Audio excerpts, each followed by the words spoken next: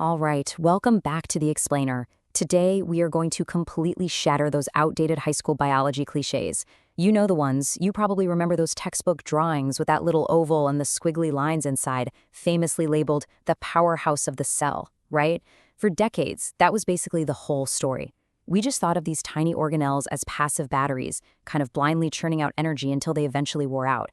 But the cutting edge of regenerative medicine is revealing something far more spectacular. And honestly, it is rewriting literally everything we know about human aging. It turns out they aren't just batteries at all. They're actually the highly intelligent master command hubs of our biological clocks. So here's our roadmap for today. We're going to start by fundamentally rethinking that whole cellular powerhouse concept. And then we'll explore the deeply counterintuitive magic of mitohormesis. After that, we'll decode these fascinating chemical messengers called mitokines, and finally, wrap up with the practical, actionable ways you can actually rejuvenate your own cellular network. Let's dive right in. Starting off with Section 1, Rethinking the Cellular Powerhouse. Let's look at exactly why those 20th century definitions are totally holding back our understanding of human health. Now, for pretty much the entire 20th century, the scientific consensus painted a surprisingly bleak picture. We basically pictured mitochondria as these leaky, fragile factories. The working theory was that as they produced energy, they leaked reactive oxygen species, or ROS, which everyone viewed as toxic exhaust fumes.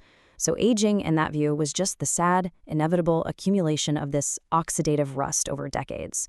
But the 21st century view, it flips this entirely on its head, and I find this paradigm shift absolutely incredible. Mitochondria are now recognized as highly active, intelligent signaling networks. And those ROS molecules, in the right doses, they aren't toxic exhaust at all. They are essential cellular text messages. They literally tell the cell how to adapt and survive. Aging isn't just about wear and tear anymore. It's a breakdown in this brilliant communication network. To truly grasp how much authority they have, we have to look at this amazing metaphor straight from recent research. Mitochondria actually function as the poison cabinets of the cell. Now, I know programmed cell death or apoptosis might sound like a terrible thing when we're talking about longevity, but it's actually an absolute lifesaver. Think about it. If a cell becomes severely damaged, gets heavily infected, or starts acting like a rogue cancer cell, you absolutely do not want it sticking around, right? Well, the mitochondria hold the ultimate key. When a cell is beyond repair, they literally open up the poison cabinet, releasing factors that dismantle the damaged cell from the inside out. They purposely sacrifice the single cell to protect the integrity of your entire body. So, to manage this immense responsibility of basically deciding what lives and what dies, mitochondria operate like a highly sophisticated cellular triage unit. First up, we have proteostasis. Think of this as the cellular medics rushing in. The mitochondria use specialized stress responses to try and manually refold damaged proteins.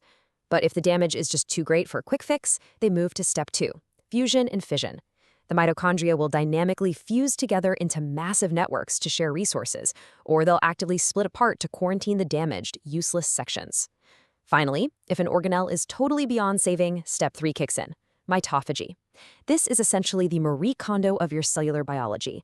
It's a highly targeted recycling program that completely clears out severely damaged organelles that no longer spark joy or, produce ATP, ensuring they don't leak harmful inflammation into your tissues. Which brings us right into Section 2, the magic of mitohormesis. Let's see how this quality control system responds to a very specific and highly beneficial type of stress. To really get this, let's think about building a callus. If you rub your bare hands against a heavy barbell, your skin doesn't just dissolve, right? The stress causes it to adapt, repair, and build a thick protective callus that makes you far more resilient next time. Mitohormesis is the exact same biological principle, just on a microscopic level. It's the whole idea that what doesn't kill your cells functionally makes them younger. It turns out that mild, manageable biological stress is not your enemy. Rather, it is the secret evolutionary trigger that forces your mitochondria to adapt, rebuild, and ultimately promote incredible systemic resilience. So how do we actually trigger this beneficial response? Well, through specific, intentional stressors. Things like physical exercise, intermittent fasting, and protein-restricted diets. Now, this is a massive aha moment for a lot of people. Exercise isn't actually healthy in the precise moment you are doing it. You are purposely creating a mild energy crisis and introducing low-level oxidative stress. It's intentional biological damage. When you go for a run, your mitochondria panic just a little bit. And in response to that panic, they activate deep protective pathways, flooding the cell with fresh antioxidants and building brand new mitochondria, making you exponentially more robust against future, more severe stress. Now, zooming out from the individual cell, let's look at section 3, mitokines, your body's messengers. This is where we see how local stress triggers a whole body upgrade. Imagine you're doing a heavy, grueling set of squats. The mitochondria in your quads are absolutely screaming from the energy demand. But here's the fascinating part. They don't just suffer in silence. They release literal SOS flares straight into your bloodstream. These flares are called mitokines. They're specialized signaling molecules that travel outward from that stressed muscle to distant tissues all over. They allow a burning quad muscle to communicate directly with your brain, your liver, and your fat tissue, coordinating a massive systemic metabolic upgrade so the whole body can handle the demand. It's brilliant. Let's look at the specific messengers orchestrating this magic. Take FGF21, which is induced heavily by fasting and exercise. It acts like a switch to actively enhance your whole body metabolism and insulin sensitivity. Then you've got GDF15, which actually travels all the way up to the brain to help regulate your appetite and body weight. But the most mind-blowing messengers to me, MOTS-C and humanin. Get this. Your mitochondria actually possess their very own distinct DNA, totally separate from the DNA in your cell nucleus. And they use their own private genetic code to create these micropeptides that actively protect your surrounding cells against oxidative stress. It's almost like having this beneficial, ancient little symbiont living inside you, actively fighting to keep you alive. What all of this interconnected signaling really reveals is that the aging of your vital organs does not happen in a vacuum. We have this highly integrated muscle-brain-gut hub. Maintaining mitochondrial health in your largest metabolic organ, which is your skeletal muscle, actually acts as a powerful proxy to slow down the aging of your brain. Think about that. This means that leg day at the gym isn't just about building strength. It is quite literally a neuroprotective therapy. Keep your muscle mitochondria young, and they will continuously bathe your brain in these protective anti-aging mitokines. All right, let's bring this fascinating science right down to earth.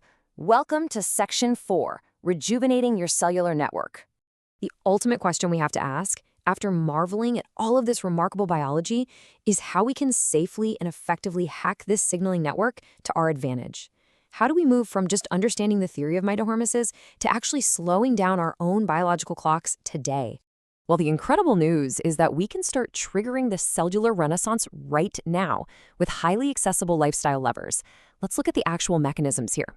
When you engage in time-restricted fasting, you deplete your glucose reserves, which forces a metabolic switch to ketones. And ketones are an incredibly clean-burning fuel that mitochondria absolutely love.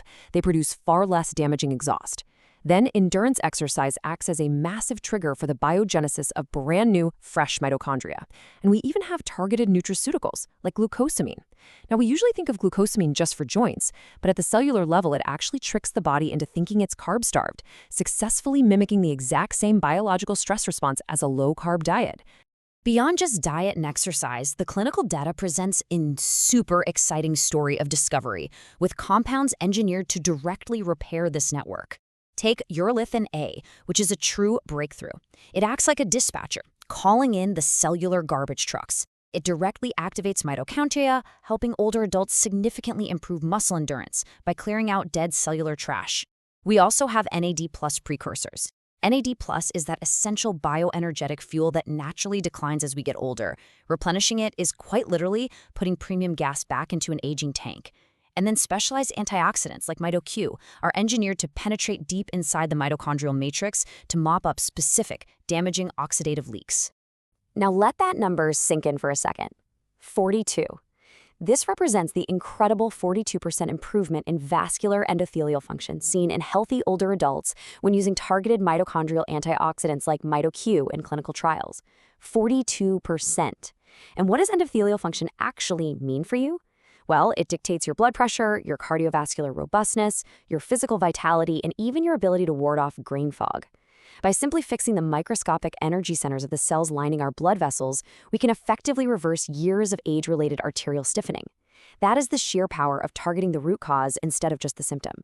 And if we look just a few years down the road, the therapies on the horizon are absolutely staggering.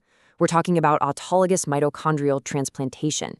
Imagine a patient suffers a severe heart attack. Doctors could literally siphon healthy, robust mitochondria out of their thigh muscle and inject them directly into the dying heart tissue to instantly jumpstart cellular energy. I mean, it sounds completely like science fiction, but it is actively being developed right now. We're also looking at CRISPR and Mon editing systems. Instead of aggressively cutting your DNA, these systems act more like a volume knob, gently nudging your cellular machinery to safely boost your natural bioenergetics. I mean, it sounds completely like science fiction, but it is actively being developed right now. All of this brings us to a profoundly powerful statement from the research that perfectly encapsulates the massive shift we've explored today. The future of medicine is, in every sense of the word, mitochondrial. We are no longer content with just slapping pharmaceutical band-aids on the late-stage symptoms of chronic disease.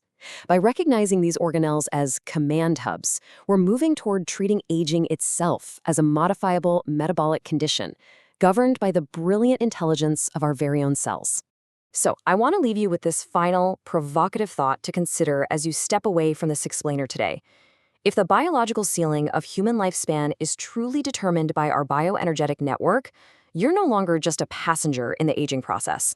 You now have the blueprint. You understand the profound mechanisms behind the lifestyle tweaks, the nutritional inputs, and the counterintuitive magic of mitohormesis.